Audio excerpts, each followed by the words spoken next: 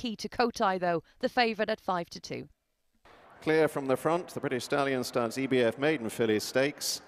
They're off. 6 furlongs, 1,200 metres ahead of them. Key to Kotai towards the right in the black and white, just edge left leading the stalls, but got away well. So too down the centre, Lexington Bell in the light blue. And towards the left, probably the overall leader is NYRA Breeze in the yellow with the blue sleeves, tracked there by the all blue of Dubai Treasure. So they head towards the end of a couple of furlongs. It's NYRA Breeze giving a lead to Dubai Treasure, second from the left. Lexington Bell with the white face down the centre alongside Sacred Angel with the orange cap. Key to Kotai out on the extreme right, followed there by Suicide Blonde with the black cap and Bourgeoisie in a yellow jacket. Rating in the purple and white diamonds, purple sleeves is being ridden along. In behind, Ornalea, a violet jacket looking for a way through. Misinformation is just about last, and they're running downhill inside the last couple of furlongs. Dubai Treasure, the raw blue, Key to Kotai, the black and white, and Sacred Angel, the orange cap, the leading three as now they ascend for the last furlong. Sacred Angel, Key to Kotai, Dubai Treasure, Bourgeoisie in a yellow jacket is keeping on, and down the near side, Ornalea has found daylight, also running on late, but it's Sacred Angel in front. 2 on the day for Buick. Sacred Angel nudged out to make sure. Beats Dubai Treasure, promising an effort from Ornalea in third. Key to Kotai back in fourth.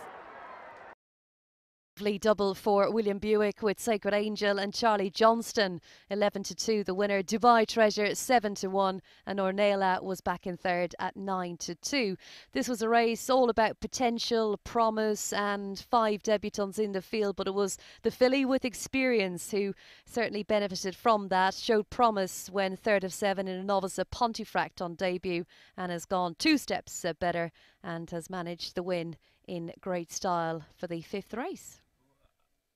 Yes, he was just chatting to members of the press about Sacred Angel's win here. An improvement on debut where she showed quite a bit. She did, yeah. I thought she was the best horse in the race on debut. She got beat by 2 horses that had previous experience, and it was only that experience that told, really. Pontefract recently, you've got to be handy and on the rail. We were always stuck 3 wide, running green, and it was one of those runs where you could see that if the penny's going to, when the penny dropped, she was going to pick the front 2 up, and it just didn't quite drop in time on the day.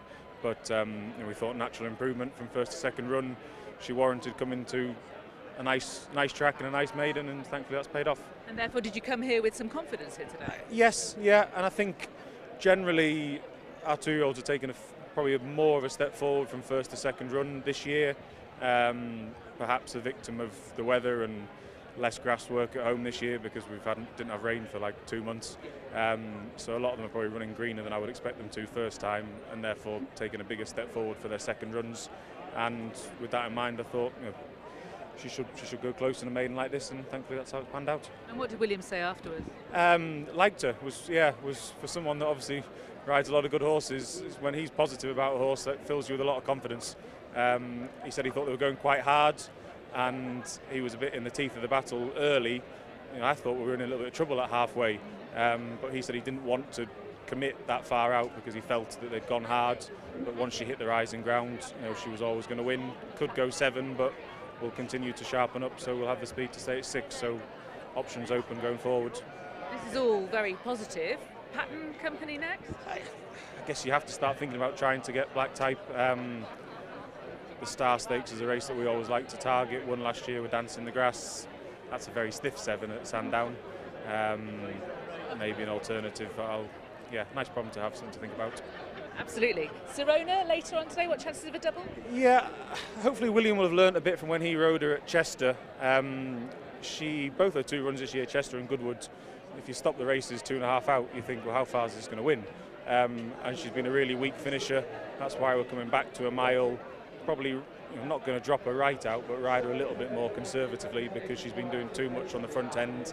And if she can go back to her juvenile form, then the handicap has dropped to £8 or £9 this year for a couple of disappointing runs. So I think we're off a realistic mark again now, hopefully. And have you got a strong squad for the remaining 2 days of this? 2 horses in the 1.25 mile race tomorrow that we farmed for a while. We've been off the target for a couple of years now, so need to get back on. Not Brex, who became infamous for the wrong reasons, being Frankie's last ride at Ascot. Obviously, we went there really, really hopeful. He's got to bounce back from a disappointing run, but He was a horse we thought a lot of, and I'm willing to forgive any horse one bad run. Absolutely. Well, best of luck with those. Congratulations here. Good luck with Sirona. Thank you. Thank you. Well, we've heard second-hand via Charlie Johnston what William Buick thought about Sacred Angel. Let's get it from the horse's mouth, shall we? He was conveying that you were quite impressed with that. Yeah, I was pleased with what she did, and you know, Charlie said before that she'd come on plenty for her first run at Pontefract, so which she had, and you know, I think she beat a substantial bunch of fillies, and I really liked the way she did it. You know, she gave plenty of encouragement that she would get an extra furlong as well, so she's in quite a big scopy filly, so there should be more improvement. Was your sense that she could step into black type and try and get some of that next? Well, it's early to say, isn't it? You know, after that, but you know, with a filly like that, you know, connections obviously would have a look at it, I presume. What are your reflections on Adiyar's defeat? Yeah, obviously it's disappointing. You know, a horse of his class. You know, the winner probably is on the up and probably is improving. Look, he's been such a good horse for us over the years, and he's yet to run a bad race, so we'll see what his next step is.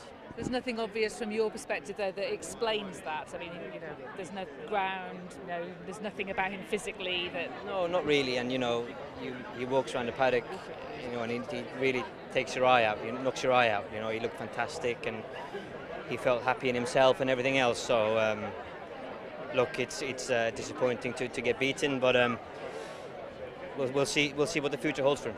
And finally, a quick line on Imperial Emperor in the next. He's unbeaten after 2 starts, but this looks like a competitive Henry Cecil. Very much so, yeah. So, you know, he needs to step up, but yeah, we'll see.